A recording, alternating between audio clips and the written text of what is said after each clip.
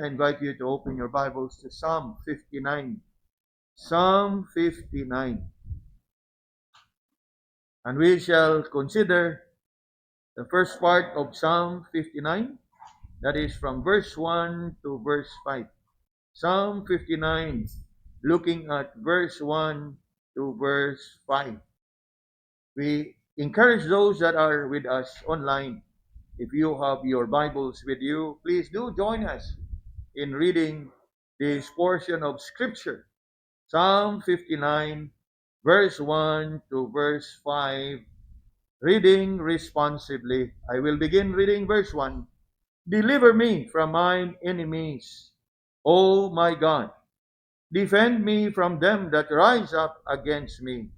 Deliver me from the workers of iniquity, and save me from bloody men. For lo, they lie in wait for my soul. The mighty are gathered against me, not for my transgression, nor for my sin, O Lord.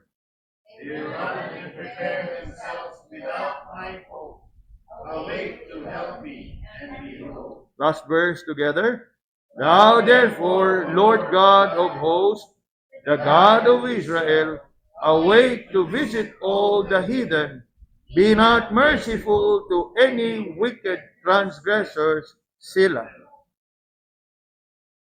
Ining kagabion, mga kaigsunan, I want to consider with you this portion of David's psalm nga diin siya diha siyahang kaugalingon nidangop diha sa Ginoo sa pagampo. We find him praying for God to deliver him. In fact, klaro kay diha in verse 1 and verse 2, deliver me, deliver me. So that was his prayer. A prayer for deliverance. That's the title of tonight's message as well. A prayer for deliverance. As we think of David, of course, we know him from the scripture as the man after God's own heart. We know that very well. He was a man after God's own heart. What else? As we think of David, we think of him as a shepherd boy who destroyed the giant Goliath. That we cannot take away from him. Kay nagbinumtong ug nag-inusara gina siya diha sa entero Biblia, the shepherd boy who destroyed Goliath. And then, of course, more familiar perhaps, is that of his being the sweet psalmist of Israel. We know very well of the many psalms that David has composed and has written. In fact, most of these psalms has left an indelible mark to everyone, even kanato. We think of Psalm 23. Kinsa kanato ang dili makahinumdum anang Psalm 23. Then we think of Psalm 51. Siguro mas familiar ta Psalm 23. But what about Psalm 51? It was his prayer for what?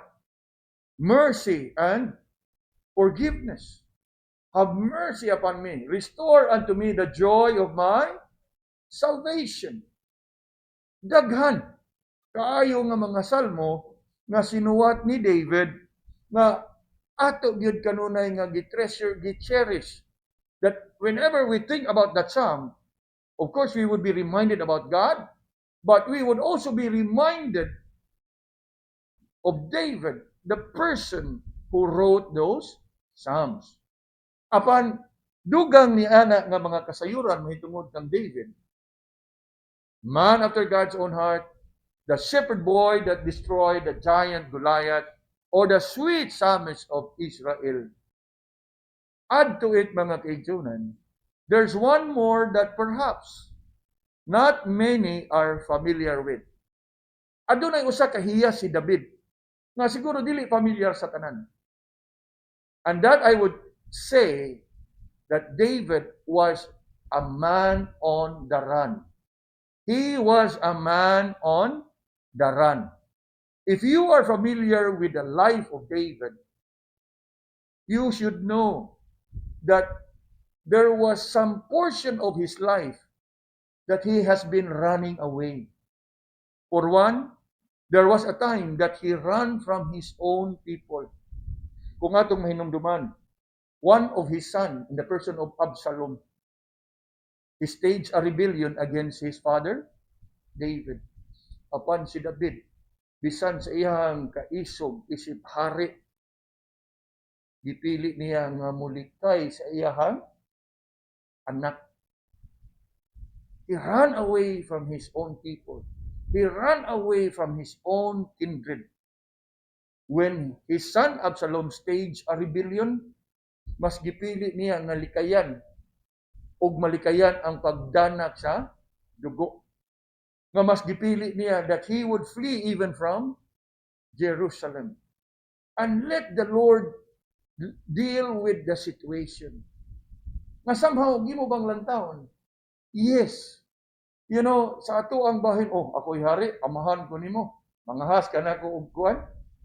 But that is something worth, now we don't have the time to go through, but kung imo yun ang tunan mga kinsunan, makita nimo diha the father figure on the part of David. He ran away. Obviously for reasons nga murag dili nato malantawan ba? Kay human as we are, ako'y amahan, ikaw anak ra ka. Di ba? Humanly speaking. But David, iyang gipili, ngayang likayan. That is for another subject, but just to bring to your attention why I say that David also is a man on the run. Yes, there was a time that he ran away from his own people, even from his own kindred, especially at the time when his son Absalom rebelled against him. Then, there were times that he fled away from his enemies.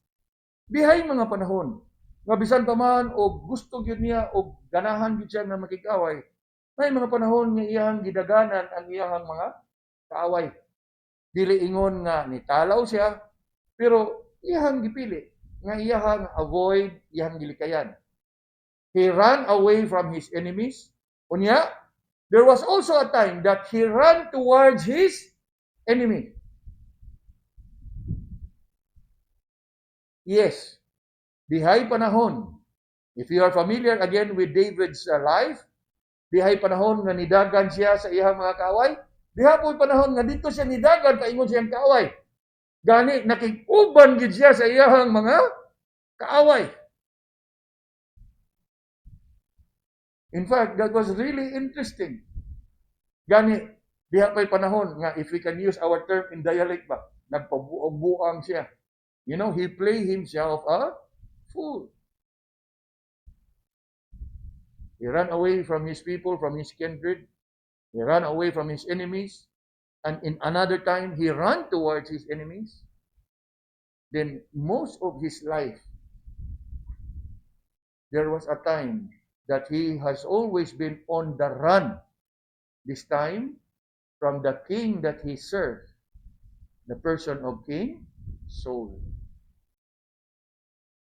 In such a way that he has been declared as a fugitive, not by his enemies, but by the same king to whom he was loyal and faithful. And that was during this time that David was always on the run. He was on the go, running from one cave to another in the deserts of En-Gedi. Now there is this wilderness in Judea called En-Gedi. And in this place in En-Gedi, there were lots of caves. In fact, it's a circuit of caves. Nga musuod ka dini, gawas ka dito, suod ka dini, gawas ka dito. And then again, if you're familiar with the life of David, you would know how there were occasions and opportunities nga diin, samtang nitago siya sa mga langub dihaan ng dapita, there was an opportunity for him to kill King Saul. Gani, on two occasions, nga mismo ang iyahang mga trusted, mga loyal guards niya ningon nga, David, ang hari mo na giniduol diha nimo kay you know if you are familiar with that account, there was a time nga King Saul was having some kind of discomfort and he want to discharge himself. Gusto niya magbawas o niya nidagan siya dito sa usa ka langog, not realizing nga ang maong langog tuwa dito nagtago si David. Nga diin, wa gito, og sa kuan pa, caught with his pants down. Nga diin, hiingnan gyud si David sa iyang mga trusted and loyal nga mga lieutenants nga, imo na ning opportunity. Ikaw na dayoy hari. And yet David chose to what? How can I struck the Lord's anointed? Again, he chose to run. Now, why am I bringing this to our attention, mga kaijunan? It is simply because there is wisdom nga atong makatunan on how David responded to such provocative, provoking situations, even when he may have been in the advantage. You know, mga kaijunan, in the midst of such a very difficult and dangerous situation as that of David, worth noticing is how David would conduct himself. You know, humanly speaking, the more common response to such a situation is what? Number one, we position ourselves. We position ourselves, waiting for any opportunity to stage an attack. Ikaduha, not only that we would position ourselves, ikaduha, we would preempt. Preempt gani nga, kaybaw na ka nga naakay daot, kaybaw na ko nga nakay daotan buhaton ako, unhan tanan ka. That is preempt. Position, andaman nimo. Preempt, unhan ti ka. Kaysa ako'y imong unhan. Now, does it sound familiar? Sa nagkalinlaing sitwasyon nga atong giatubang sa kinabuhi, these are the usual responses we have. We position ourselves or we preempt. Although the third is the list of these three options to prevent, to avoid. And that is what we see on the part of David. Kita, humanly speaking, naragita ng duha. Position ourselves and preempt. What I want us to learn from David, no? You position, you preempt, or you prevent or avoid any confrontation. That is, to run as far as you can from any that can bring you much trouble. Apan taliwa nining tanan mga kaigsoonan. You may have all these options available to you. But in the midst of it all, nindot kayo nga atong lantawon si David. Because he did not avail himself of the tree. Instead, what did he do? How did he respond? David chose to pray. David chose to pray. In such a provocative, even life-threatening situation, he did not avail himself of the options that I have brought to your attention. Instead, what did he do? He chose to pray. Now, look at our text, and I want us to see the situation. Kung imong tan-awon, especially to those of you who may have a Bible that has a superscription. You know, if your Bible happen to have a superscription, naunsa ng superscription? In Psalm 59, na heading. Siguro na nga diha. Kinsa ninyo na ingon diha, to the chief musician, Altaskith, Miktam of David, when Saul sent and they watched the house to kill him. Kana siya, they are not part of the inspired, inerrant word, but it is helpful to help you and help us understand the background of the psalm. So haron ka masayod og unsay background ana nga salmo mao na. So that means ang context niini nga salmo is that si David gialirungan ang iyang balay sa kasundaluhan King Saul. So, imagine yourself sa sitwasyon ni David nga ang imong bahay gialirungan na sa mga kaaway. How will you respond? Position, preempt, prevent. You can have all the option, but of course, imagine na ragon all the army surrounding your house, nakakaihimuan, desperate mo, uslan man, patay kung patay yun ka. You follow? And just when you think that David is helpless and hopeless in that situation, you are wrong. Because he has the best option. And what was his option? He chose to pray for deliverance. You know, mga kaigsunan, we may not be in the same situation as that of David, but I am sure in some and many occasions, we find ourselves in the most difficult, desperate times of our life.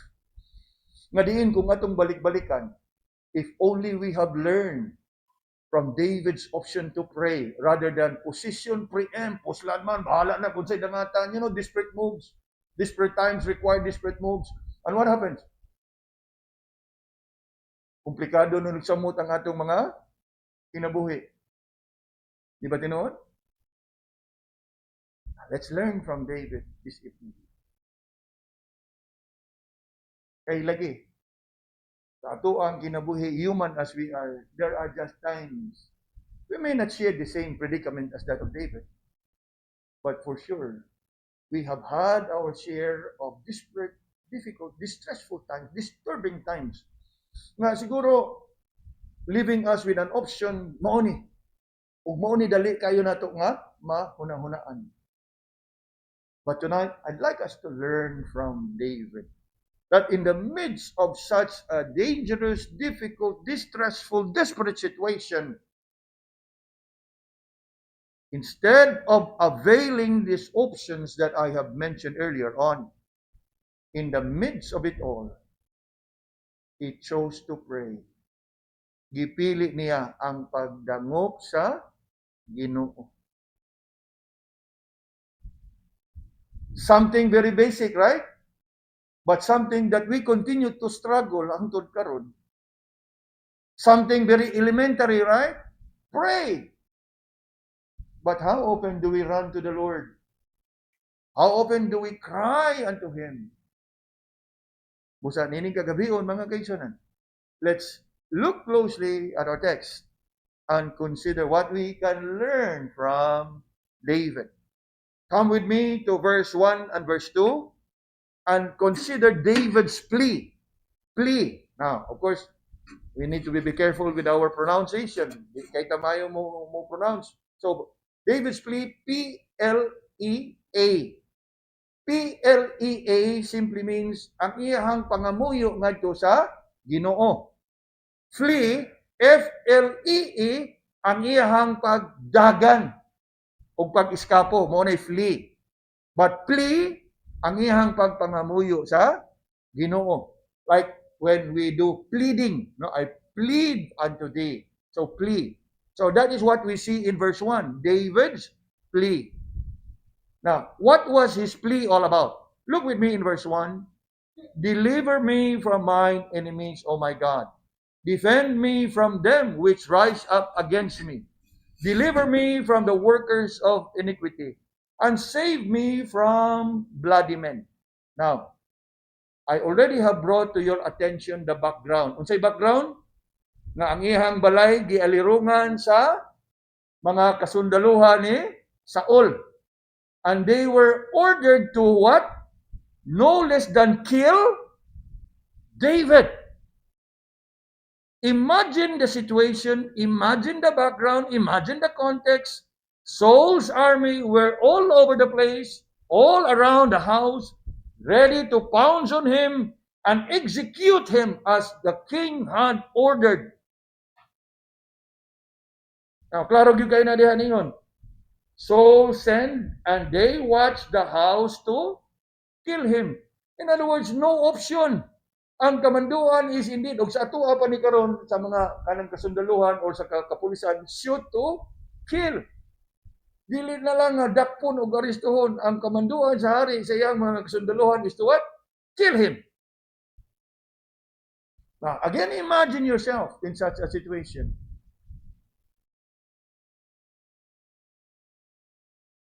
Again, may ngunit nga, puslan man, patay kung patay, may pagmubatay nga ni sukol. Di ba no? Ingon pa, desperate times requires desperate moves, desperate decisions, wrong. Kaniadto sa naa pa sa bisyo, mauna kanunay ato ang motto, desperate times, desperate decisions, desperate choices. Ayaw na isugal karon mga igsoon, huwag tanga na nga mentalidad. Kay karon by the grace of God, we have the best option. Trust in the Lord with all thine heart and lean not unto your own understanding.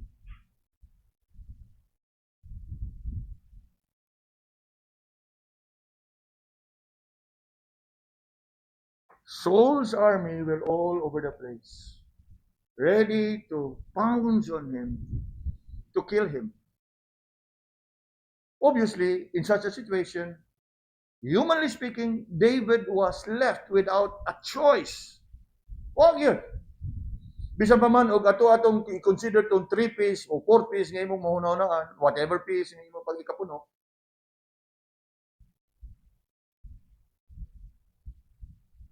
he was without a choice.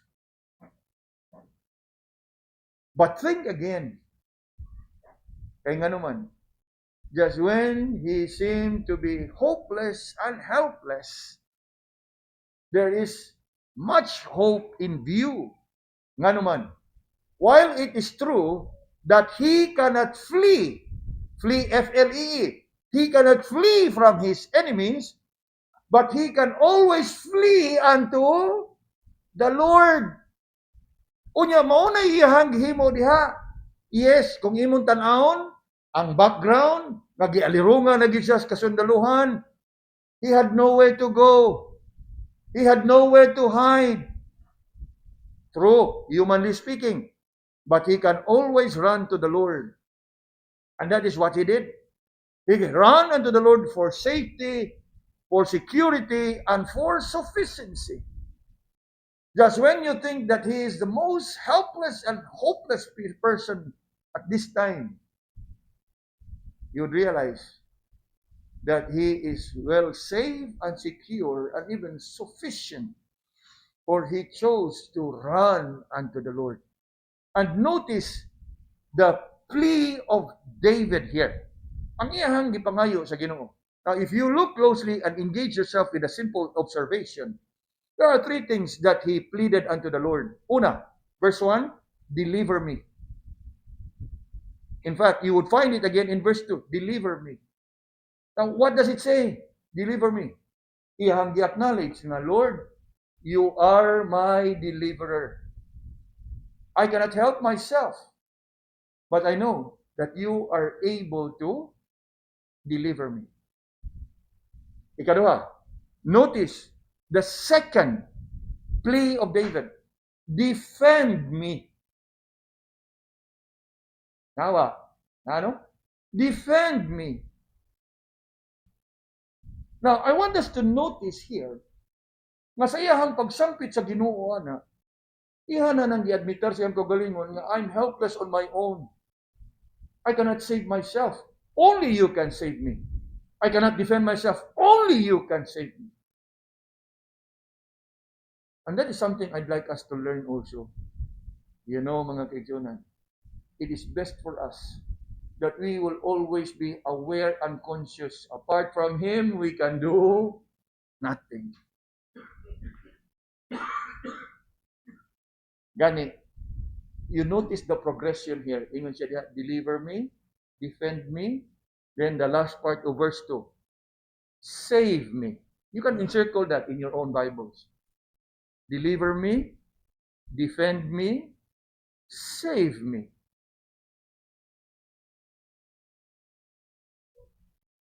Now, dili ba tinuod mga kaigsunan? These are the most basic nga atong gikinahanglan sa Ginoo. Dili man siguro nga naa kanunay ang atong kinabuhi sa physical harm and danger, pero nindot kaayo, no? Deliver me. Deliver me from what? Evil? Pwede. Deliver me from temptation? Pwede. Deliver me from what? Tanan. Sama ba when the Lord taught us to pray, lead us not into temptation, but deliver us from evil. Basic, right? But the problem is we become too familiar with all these terminologies and wordings that we miss out. Maura gid ni atong gikinahanglan. And what is it? Our total dependence upon God. Deliver me, and then what? Defend me, save me. Now, of course, you can revise your own. Have mercy on me, whatever. The point is, we must know kung kinsa ta og asa ta mudagan mudangop. Kay kita kanunay, we always have the tendency nga musalig gid kanunay sa tuang kaugalingon. Learn from David, mga kaigsunan. And then, notice further, in his plea, he pleaded for God to deliver him, to defend him, and to save him. Sa iyahang tulong nga gisangpit sa Ginoo, tulo usab ka kamatuoran iyang gi-acknowledge sa Ginoo that he cannot defend himself, that he cannot deliver himself, and God and only God can save him. So duha ka butang. Sa iyahang pagdangop sa Ginoo, iyahang gibutang ang iyahang pagtuo pagsalig sa Ginoo, ug iyahang gi-admiter sa iyahang pagsampit sa Ginoo, it is his way of acknowledging na, Lord, apart from you, wag gyud ko'y mahimo.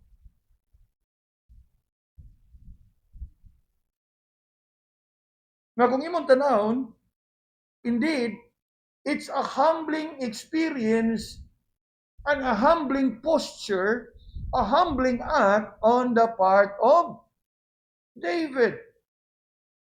Pwede kayo nga iyahang hinumduman nga, kamo na lang, ako ganing gipukan si Goliath. Remember? Kinsa ko'y nakapukan sa higante. But he chose to humble himself. Manidangop gyud siya sa Ginoo. Now, dugang pa niya na, notice that in his plea unto the Lord, he acknowledged himself of his helplessness, that apart from God, he cannot deliver himself, he cannot defend himself, and he cannot save himself.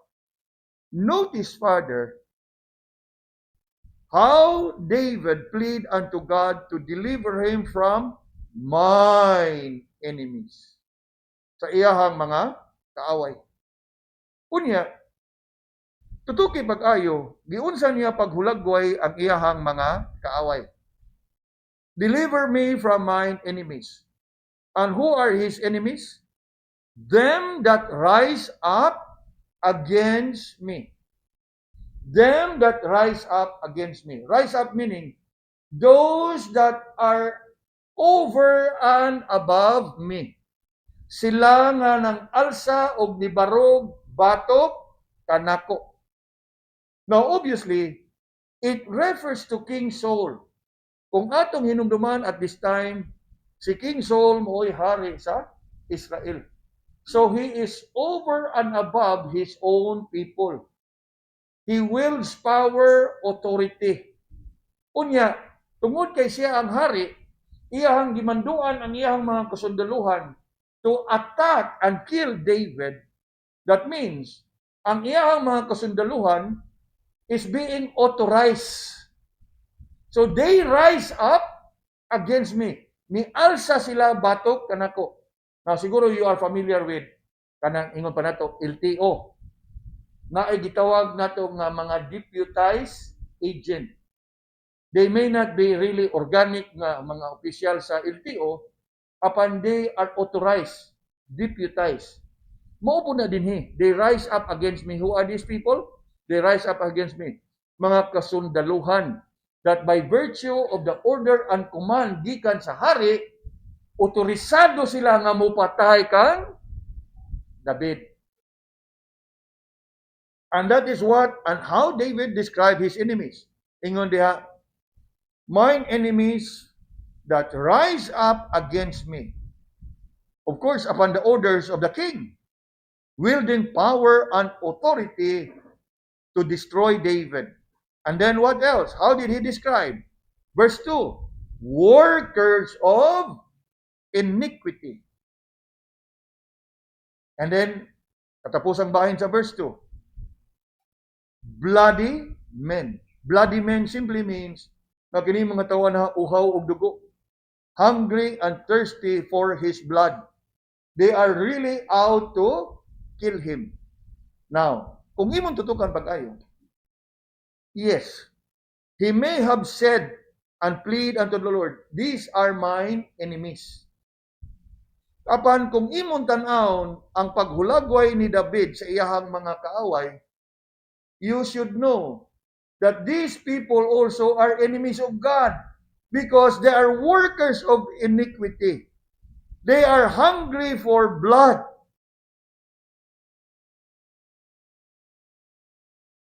Nakuha natin mga kaibigan?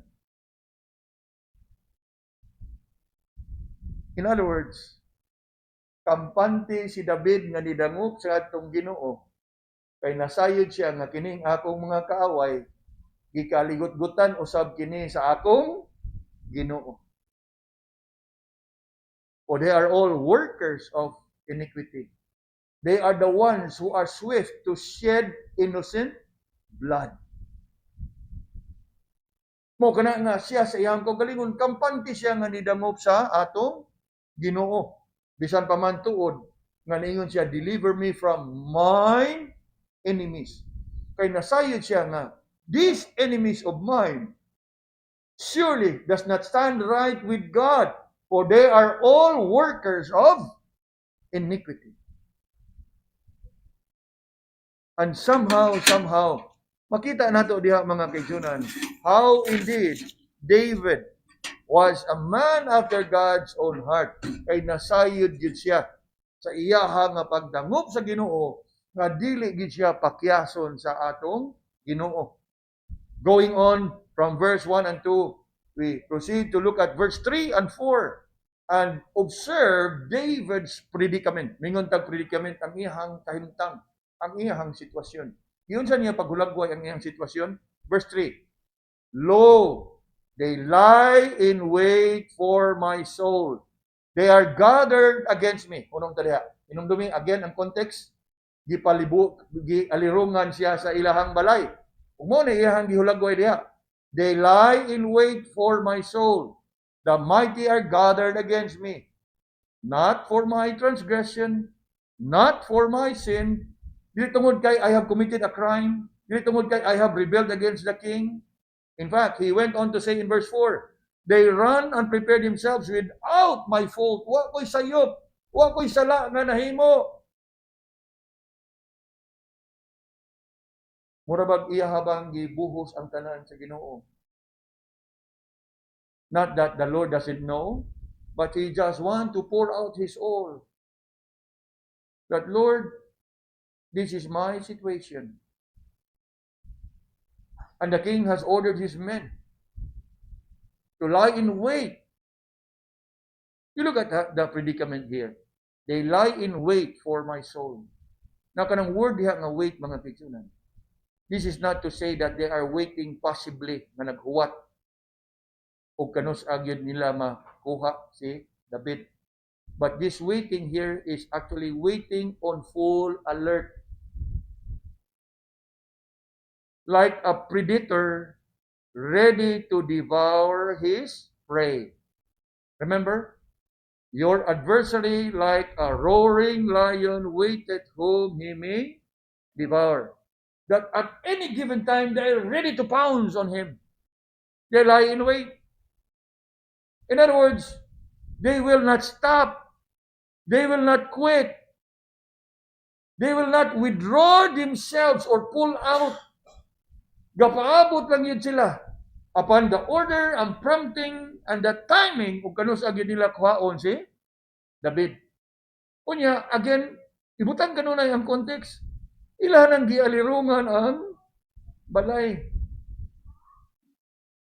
In fact, he described it further in verse 3. Not only that they lie in wait, tanawa ang ikaduha, they are gathered against me. They were all given the order to kill him.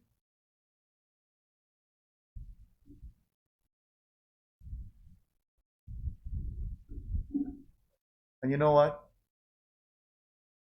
Who are these people that are gathered around him? The soldiers of Israel. The great and mighty men of Israel are gathered against who? David. You know mga kaigsunan, tutuki pagayo ng pagayo.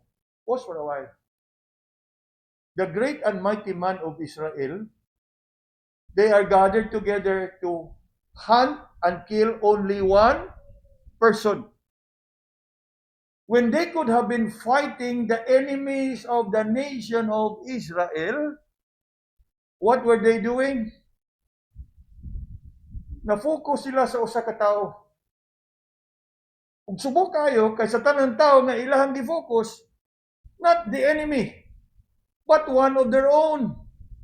In fact, kung familiar gid mo sa kahintang ni David, ang hinungdan ining tanan because the king was so envious of him, nga samtang siya ang sinaligan sa hari, every time David would return from battle, inigpauli niya ang mga tao magpasidungog. Saul would kill his thousands. David would kill his 10,000. In other words, he has been faithfully serving his king. Wa siya magluya, wa siya magkuwang. Nagmatinud-anon siya nga iyang giserbisyuhan ang iyang hari. Apan taliwa sa iyang pagpanerbisyo sa hari, this is all that he gets.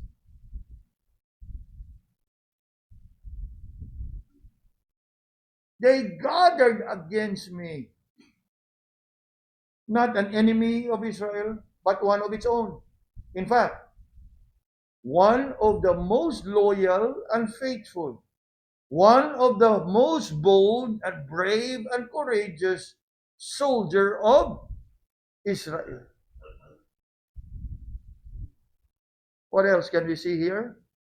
Look on. The mighty are gathered against me. The mighty soldiers, armies of Israel. Ug mo ni makasubo. Kay iyag yung ingon diha, not for my transgression, nor for my sin.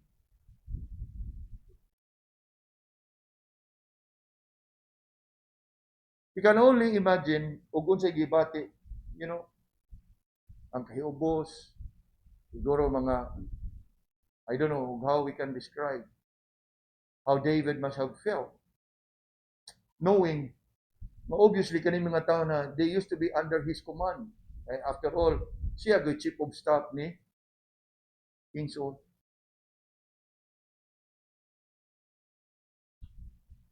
They are gathered against me. And look on, in verse 4. They run and prepare themselves without my fault. In other words, ingon siya diha nga, andam silang mupatay nako Ginoo.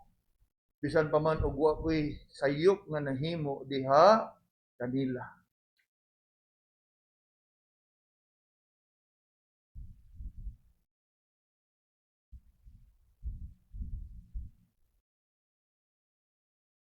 David must have been struggling sa iyahang kasing-kasing.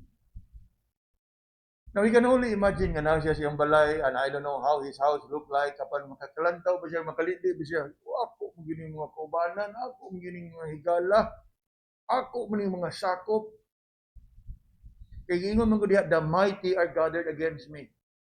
It must have been the most elite of all the soldiers of Israel nga gipada ni Saul. After all, Saul knows very well that you are chasing after David, the great David, the one who destroyed the giant. I'm sure nga, ang iyang ipada, ang katugyo mga hamili niya nga mga sundalo.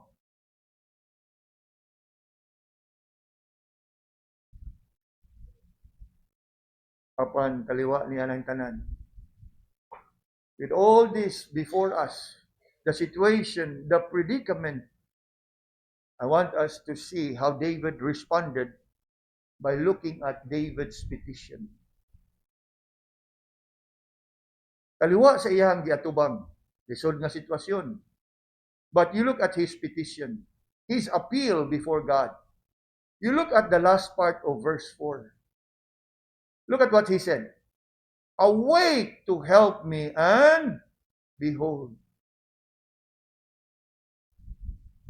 In the midst of a very difficult situation, he appeals unto the Lord. He makes his petition unto him. Gani interesting and worth observing nga sa iyang pagdangop sa Ginoo, he called upon God in three various names. Ingon diha, O Lord, that is the word Jehovah, God of hosts, the Lord Sabaoth. Now, Lord Sabaoth simply means you are able to rescue. And then last, God of Israel.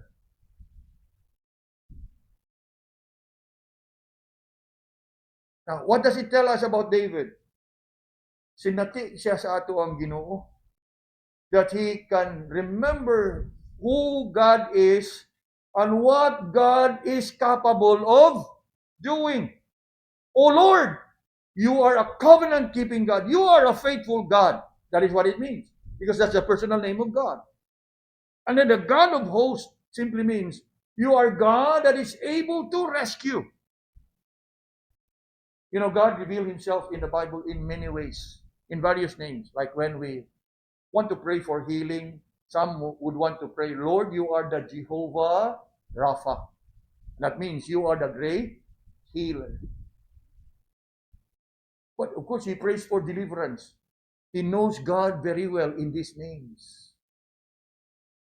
In view of his situation. He remembers our God is a covenant-keeping God. You're a faithful God. You will never forsake your own. You'll never abandon your people. Parehas ba ka na ito? Sa mga panahon sa mga pinhanglanon, panahon sa mga panginhanglanon, we cry unto the Lord. And then what? We pray for provision, right? Now, of course, if you know who really God is, you would know. You'll be reminded that He is our Jehovah Jireh, the great provider. And that is what we see in David.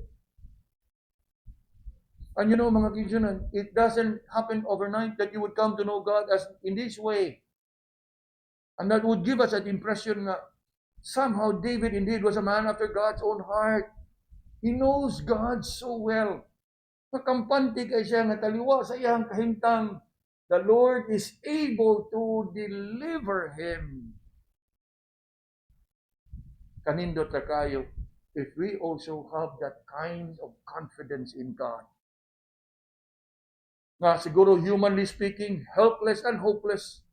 Wa naging pag-asa, but not David.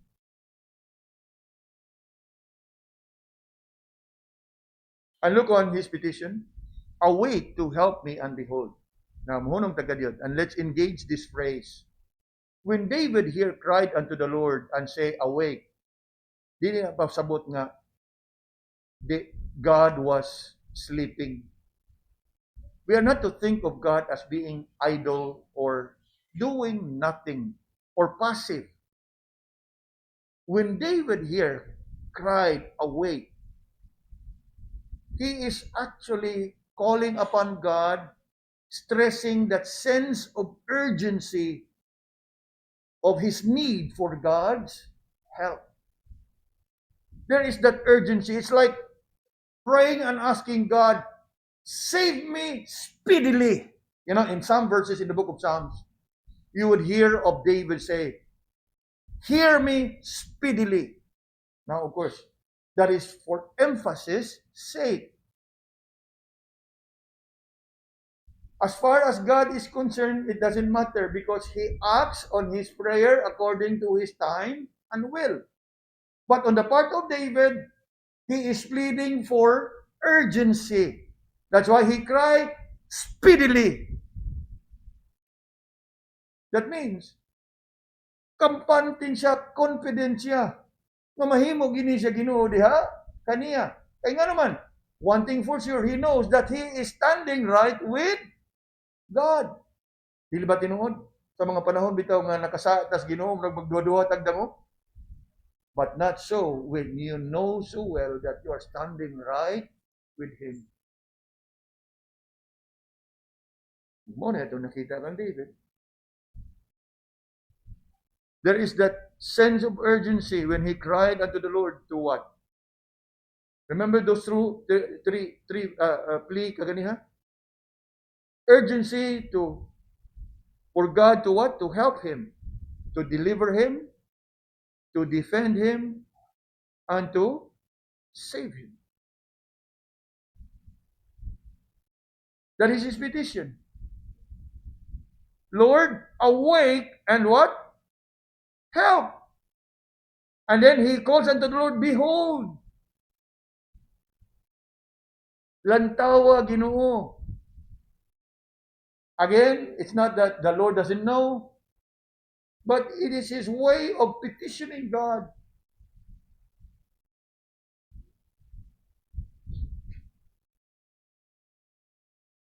Also, makita usab nato diha, not just that sense of urgency on the part of David, but of David's desperation for God's mercy and grace. That apart from God, there is none else. Lord, ikaw o ikaw ra gyud ang makatabang tanan.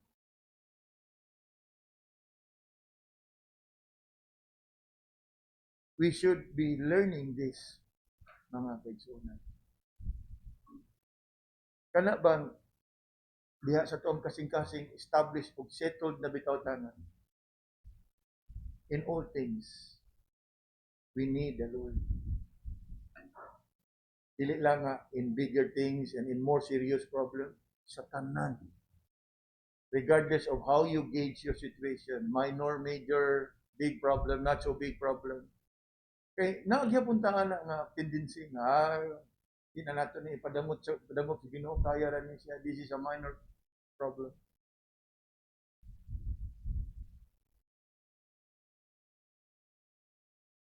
We must have that total dependence on God.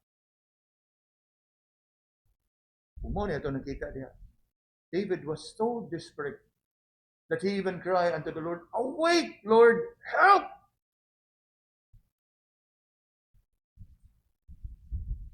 What else did he say? Not only that he petitioned God to awake and help him, he also petitioned God to awake and to deal with his enemies. You know, twice the word awake. You know, verse 4, awake. And then in verse 5, there's a word awake again. Awake to visit all the heathen. Now, who are the heathen in this verse? Obviously, his enemies. Awake to visit all the heathen. And then, you look at what he said. Be not merciful to any wicked transgressors. Remember his plea? Deliver me, defend me, save me. How will God defend David? Obviously, he will defend David and save David by destroying his enemies.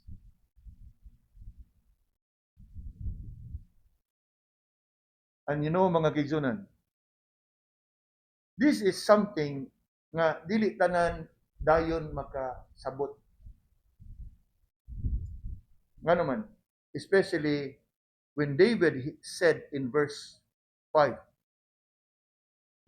You look at that portion that says, be not merciful to any wicked transgressors.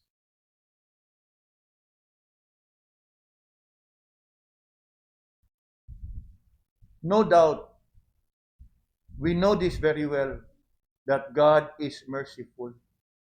True? True. Apan buot na ko nga to sang sayron, we need to have a deeper understanding of God's mercies. God is merciful by nature, yes. Apan sayri, that God will have mercy on whom He will have mercy. God is merciful, but He will not extend mercy to all. Kay og tanan pa iya paabuhitan siyang kaluoy, tanan luwas. Kuha? Tanan mahilangit. And this is where many would struggle. How can David ask the Lord, be not be merciful? No doubt God is merciful. He will have mercy on whom He will have mercy. He will have mercy upon men, but not unto, you look at what David here said, but not unto wicked transgressors. Wicked transgressors. Katug yung mga willful, katug yung mga purposeful, mga reprobates.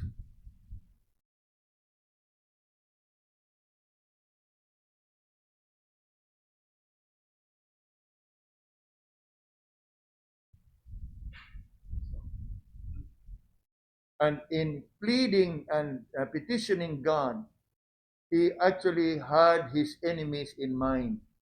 Remember who are his enemies? Workers of iniquities. They that shed innocent blood.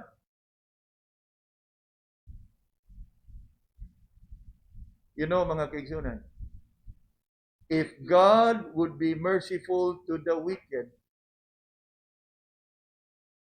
then He cannot deliver the righteous. Kaya makuridas naman ang tanan. He surely would extend mercy to the righteous, but not to the wicked.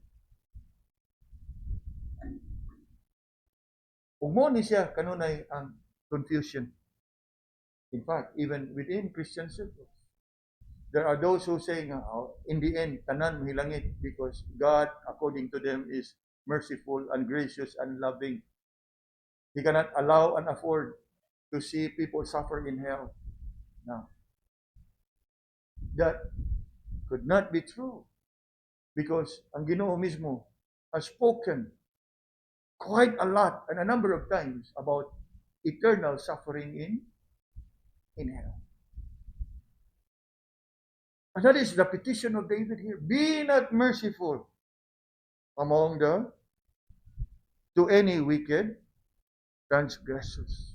So atong makita diha mga kigsunan nga David naagi siya kasinatian ug talagsaon ang iyang kasinatian sa Ginoo. Kasayod yun siya nga it is contrary to God's nature to extend mercy to the wicked.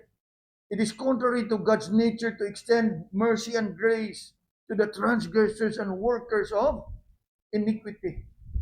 Nakampante siya nga sa iyang pangayo, subay ug uyon gyapon sa kabubuton sa Ginoo. Although, to an average believer, we may struggle. How can David? Nga, here we are praying for God's mercy, nga luwason ang atong mga unsaved loved ones. Di ba tinawag? Unsaved loved ones, yes. That were adventurable, hikapon they will come to repentance. But the word here is wicked transgressors, the reprobates, the unregenerate. And obviously, this is in reference primarily to his enemies. In fact, to better help us understand what David here is saying, turn your Bibles for a while to Proverbs. Proverbs chapter 6.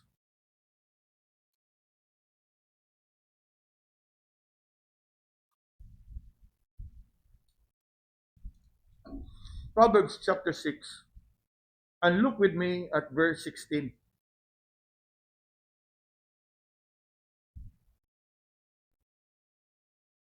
Proverbs chapter 6, verse 16 to 17.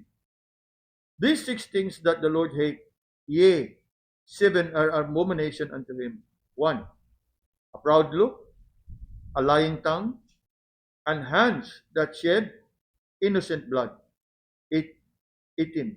An heart that deviseth wicked imaginations, feet that be swift in running to mischief, a false witness that speaketh lies, and he that soweth discord among brethren.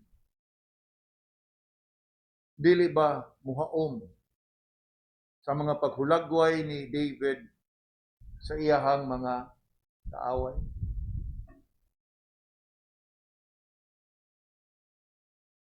And it is of no wonder that David also petitioned not only for the Lord to awake to help him, but also to awake to deal with his enemies. Now, learning from here, mga kaigsunan, and with this great subject before us, I hope nga madasig kita diha sa tuang kaugalingon. Adiin, napahinumduman kita nining kagabion that we have a great deliverer in the Lord.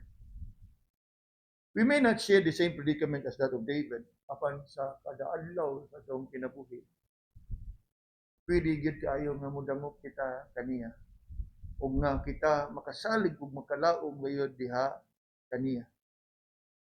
For he is indeed our God. Remember how David cried unto him, "Deliver me from my enemies, O my God." Siya atong Ginoo, kita iyahang mga kaanakan. In fact, as we reflect upon David here, we can also reflect upon sa iyaha ba nga kanang conviction. Maunta, maupoy atoa nga makatunan o makultivate sa atoa kinabuhi. Now, as we close, I bring you attention to another Psalm of David. Unya, lantawa o dili ba nimo makita ang kaanggid-anggid sa iyahang kahimtang dinhi niini nga salmo og diha usab sa Psalm 59. Turn with me to Psalm 27. And Psalm 27. Now let's go through a few verses from here. Ingon diha verse 1. The Lord is my light and my salvation. Whom shall I fear? The Lord is the strength of my life. Of whom shall I be afraid? In other words, wa ko'y laing kahadlukan kundi ang Ginoo lamang. Look at verse 2. When the wicked, even mine enemies and my foes, came upon me to eat up my flesh. What? Nagmalampuson ba sila? Ingon diya ang katapusang bahin. They stumbled and fell. Now, I hope you can draw a semblance. When David pleaded unto God, deliver me, defend me, save me. The great and the mighty are gathered round about him. They came up unto me to eat my flesh, but nagmalampuson ba? They stumbled and fell. Verse 3. Though an host should encamp against me. Does it sound familiar? Very much like the situation in Psalm 59, right? They encamp round about. They gathered round the house. My heart shall not fear, though war should rise against me. In this will I be confident. And where is his confidence? Verse 4. One thing have I desired of the Lord, that will I seek after, that I may dwell in the house of the Lord all the days of my life, to behold the beauty of the Lord, and to inquire in his temple. Nga naman, tanawa diha, verse 5, last verse, ingon diha, for in that time of trouble, he shall hide me in his pavilion, in the secret of his tabernacle, he shall hide me, he shall set me up upon a rock. Verse 6, and now shall mine head be lifted up above mine enemies round about me. Therefore, will I offer in his tabernacle sacrifices of joy. I will sing, yea, I will sing unto the Lord. You know, mga kaigsuonan, may we share David's confidence, even comfort, and more so of his conviction nga sa nagkalaing sitwasyon o kahintang nga iyang giatubang sa kinabuhi, nagpabilin ang iyang pagtuo, pagsalig, paglaom ngadto lamang sa atong Ginoo. May the Lord be merciful nga sa kamatuoran nga ato karong nadungog o atong nakatunan ato kining ma-apply sa ato ang mga kinabuhi.